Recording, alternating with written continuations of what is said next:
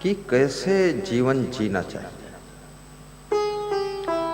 बड़ी चुनौती है मनुष्य के सामने। जीवन तो मिल गया, लेकिन कैसे जीवन जीना चाहिए। जीवन मिलना ही कठिन था, लेकिन जीवन जीना भी कठिन है। जीवन जीने का ढंग लोगों के पास नहीं है।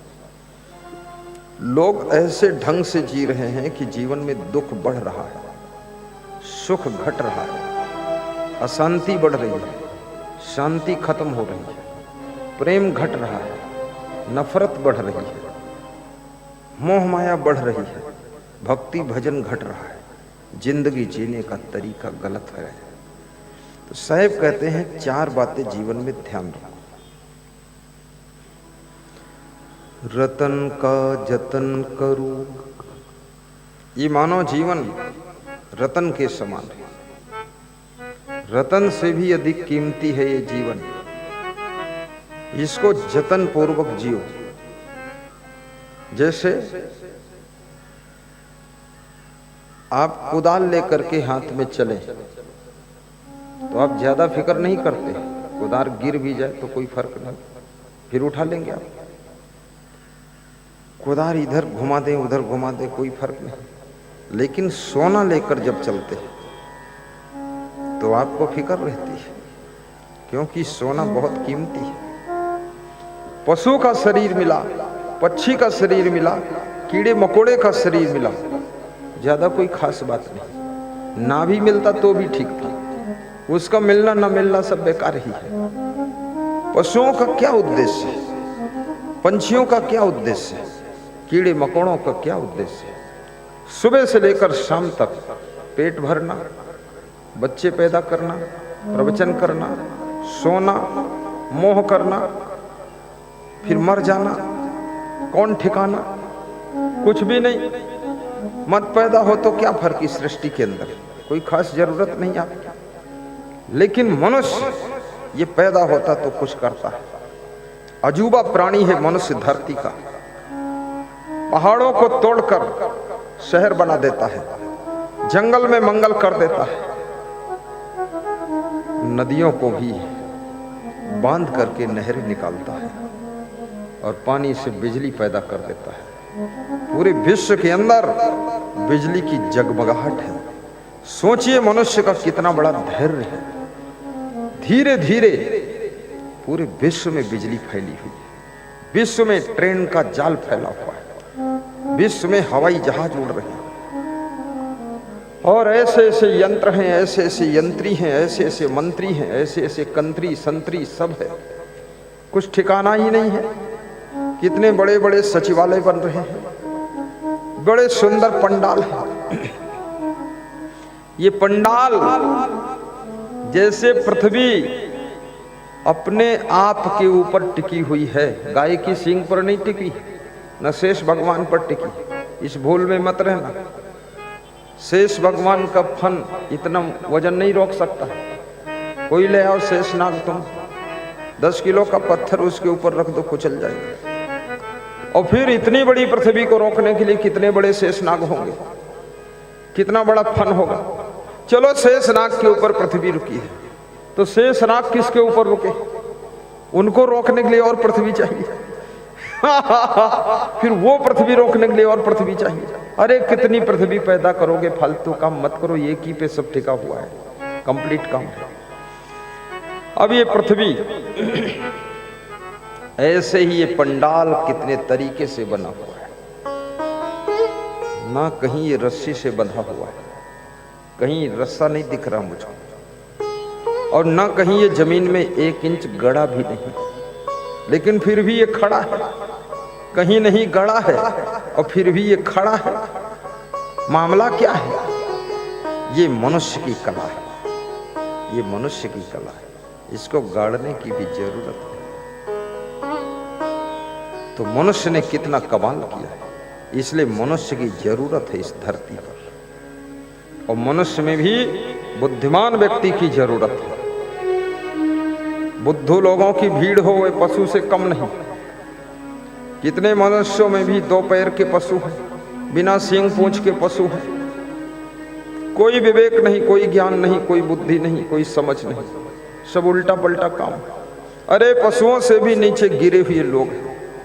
पशु भी कोई पान पुड़िया नहीं खाता, और ये चंदूलाल पान पुड़िया खाते। पशु न सिगरेट पीता, न बीड़ी पीता, न दारू पीता है।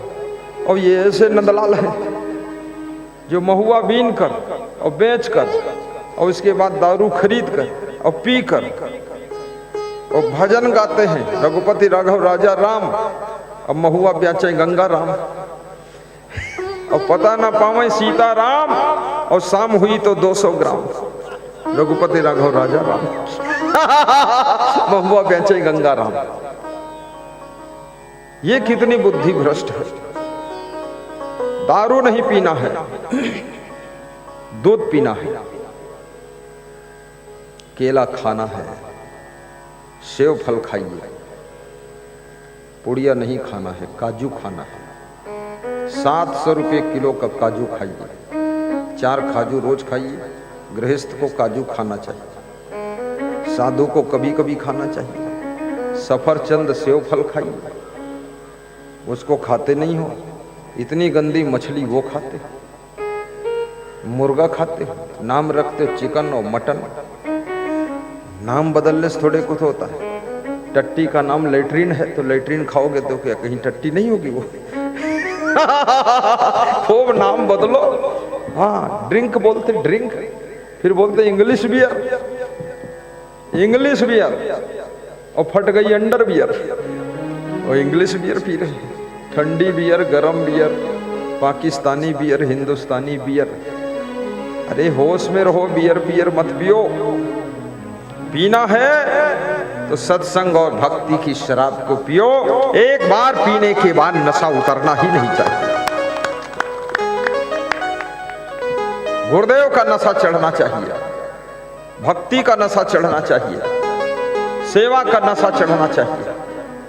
और जिसका फल आज नहीं तो कल, इस जन्म में नहीं तो अगले जन्म में, पुण्य का फल, पाप का फल, दोनों फल मिलते हैं। लेकिन पाप का फल दुखदाई है और पुण्य का फल सुखदाई है। याद रखना। एक छोटी सी स्टोरी सुनाता हूं आपको, बहुत प्यारी स्टोरी है।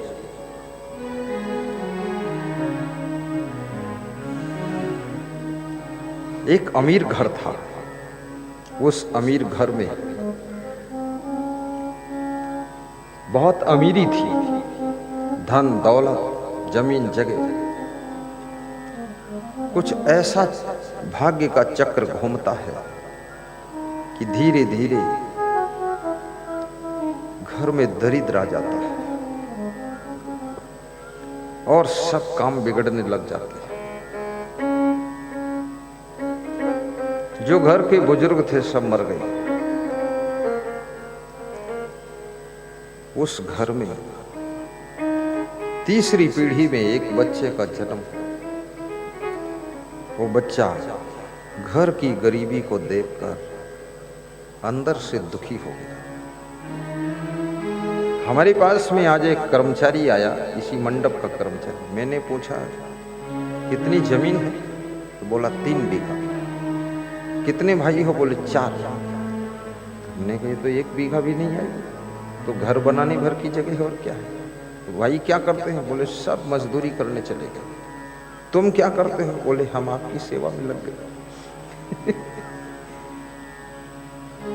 याद रखना, पूर्वजों की गलती को, बुजुर्गों की गलती को तीसरी पीढ़ी, चौथी पीढ़ी, छठी पीढ़ी भी भोगती है। गलती कौन करता है, भोगता कौन है? जिंदगी जुड़ी हुई है, ये ज्वाइंट लाइफ है। पत्नी की गलती को पति भी भोगता है और पति की गलती को पत्नी भोगती है। इसलिए याद रखना, फ्रीडम लाइफ नहीं है, स्वतंत्र जिंदगी नहीं है। आपका कर्म अनेक लोगों को प्रभावित करता है, आपकी बुद्धि अनेक लोगों को प्रभावित करती है, आपका स्वभाव अनेक लोगों को इंप्रेस करता है, इफेक्ट करता है। इसलिए अपने स्वभाव को बदलिए। ये नहीं है कि हम चाहे जैसा करें, आप चाहे जैसा करोगे अच्छे और सज्जन लोग लोग भी निपट जाएंगे, बर्बाद हो जाएंगे तुम्हारे लफड़े में। इसलिए कृपया सावधान रहिए। बेटी की गलती माँ बाप को बदनाम कर देती है, बहू की गलती सास ससुर को मुंह दिखाने लायक नहीं रखती है, और ये भी याद रखना शिष्य की गलती गुरु को भी डुबा देती है, गुरु को डुबा देती है। बोलिए सतगुरुदेव की जय। शिष्य की समझदारी गुरु को ऊपर उठा देती है। विवेकानंद की समझदारी रामकृष्ण परमहंस को ऊपर उठाती है। कौन जानता था रामकृष्ण परमहंस कौन थे? किसी को पता ही नहीं था। पहले नाम विवेकानंद का आता है, उनके शिष्य का नाम आता है, तब लोग पूछते हैं कि विवेकानंद के गुरुजी कौन थे? तब लोग कहते हैं उनके गुरु स्वामी रामकृष्ण परमहंस थे। याद रखना, शिष्य ऐसे बनो कि तुम्हारे नाम से गुरु को जाना जाए, और गुरु ऐसे बनो कि तुम्हारे यश और कीर्ति से तुम्हारे शिष्यों को पहचाना जाए, और माँ बाप ऐसे बनो कि तुम्हारे नाम से तुम्हारे बेटे बहुओं का काम सफल हो जाना चाहिए, और बेटे बहू ऐसे बनो कि माँ बाप की पहचान बेटे बहुओं के नाम से होना चाहिए। इतनी ऊंचाई को छूने की आवश्यकता।